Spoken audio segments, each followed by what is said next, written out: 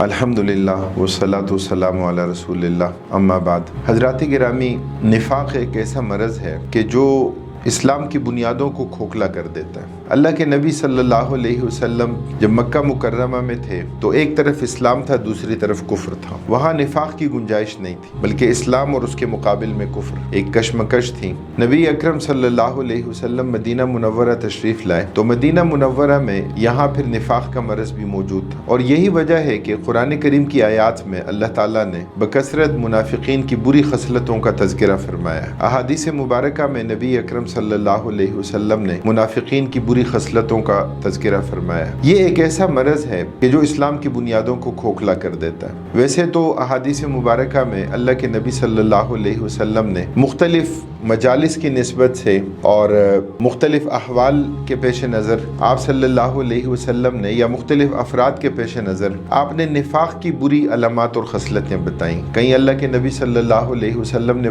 بتایا کہ آیت المنافق ثلاث، منافق کی 3 نشانیاں ہیں۔ بعض روایات میں آپ نے 4 نشانیاں ذکر فرمائی، کہیں آپ نے 5 کا تذکرہ فرمایا، اور کہیں احادیث مبارکہ میں کسی خاص عادت کا ذکر کیے بغیر اور قرآن کریم کی آیات میں بھی کوئی ایک خاص عادت ذکر کیے بغیر مسلسل نفاق کی بری خصلتیں، منافقین کی بری علامات کا تذکرہ جو ہے وہ قرآن کریم میں اور نبی کریم صلی اللہ علیہ وسلم کی احادیث مبارکہ میں کیا گیا۔ اور ظاہر ہے اس کی بعض علامات تو بڑی واضح ہیں، ظاہر ہیں، کہ جیسے بات کرنا تو جھوٹ بولنا، وعدہ کرنا تو وعدہ خلافی کرنا، اور کسی کے پاس امانت رکھوائی جائے تو اس میں خیانت کرنا، وَإِذَا خَاصَمَ فَجَرَ، اور کسی سے لڑائی جھگڑا ہو تو گالیاں دینا، برا بھلا کہنا۔ اور اسی طرح احادیث مبارکہ میں اللہ کے نبی صلی اللہ علیہ وسلم نے مزید علامات بھی ذکر فرمائی کہ منافق وہ ہوتا ہے کہ جو عشاء اور فجر کی نماز میں شریک نہیں ہوتا۔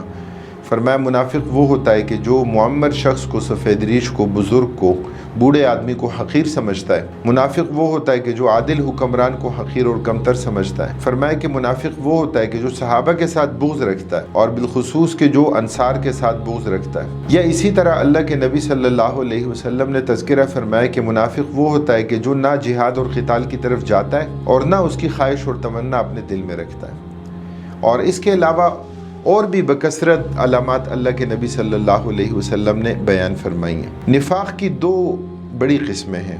ایک نفاق جو ہے وہ اعتقادی نفاق ہے، اور یہ کفر کے قریب تر ہے۔ اللہ رب العالمین قرآن کریم میں فرماتے ہیں ان المنافقین فی الدرک الاسفل من النار، فرمایا منافقین جہنم کے سب سے نچلے طبقے میں ہوں گے، یعنی ان کو عذاب جو ہے وہ کفار سے بھی زیادہ ہوگا۔ یہ اعتقادی منافق ہیں جن کے دل میں سرے سے ایمان ہے ہی نہیں، یہ ان لوگوں کا تذکرہ ہے۔ یہ اسلام کو سب سے زیادہ نقصان پہنچاتا ہے۔ اور دوسری قسم جو ہے وہ عملی نفاق کی ہے۔ عملی نفاق جیسے کفر دون کفر، امام بخاری رحمہ اللہ نے بھی باب باندھا ہے۔ اسی طرح نفاق کا مرض بھی آ جاتا ہے ایمان کے باوجود، کہ کوئی شخص مومن ہے لیکن جھوٹ بول لیتا ہے، نہیں بولنا چاہیے اسے، لیکن یہ علامت اس کے اندر نفاق کی آ گئی۔ کوئی شخص مومن ہے لیکن اس کے باوجود وعدہ خلافی ہو جاتی ہے، یا دیگر جو علامات ہیں وہ علامات، وہ خصلتیں کبھی کبھار پیدا ہو جاتی ہیں۔ تو عملی نفاق جو ہے وہ ایمان والوں کے دلوں میں بھی موجود ہوتا ہے، کسی نہ کسی صورت میں، کسی نہ کسی شکل میں۔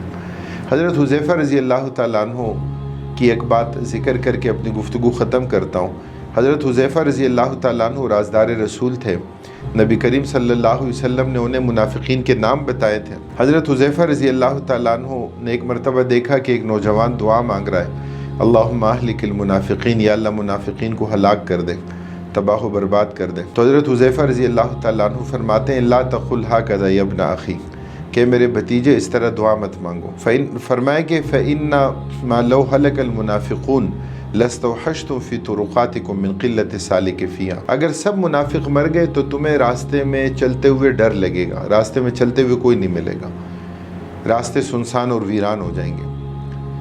تو مطلب اس کا کیا ہے کہ نفاق کسی نہ کسی شکل میں ایمان کے ساتھ بھی موجود ہوتا ہے۔ اور ایک بڑی علامت کہ جو حضرت حذیفہ رضی اللہ تعالیٰ عنہ نے ذکر فرمائی، اور ظاہر ہے ہمارے لیے بھی اس میں سیکھنے کے لیے بہت کچھ ہے، ہمارے لیے ایک آئینہ اور شیشہ ہے یہ، کہ اس کی روشنی میں اپنے آپ کو دیکھیں۔ تو فرمایا کہ منافق وہ ہے الذی یصف الاسلام ولا یعمل بہ، کہ جو اسلام کی تعریف اور توصیف تو کرتا ہے لیکن اسلام پر عمل نہیں کرتا، اسلام پر عمل پیرا نہیں ہوتا۔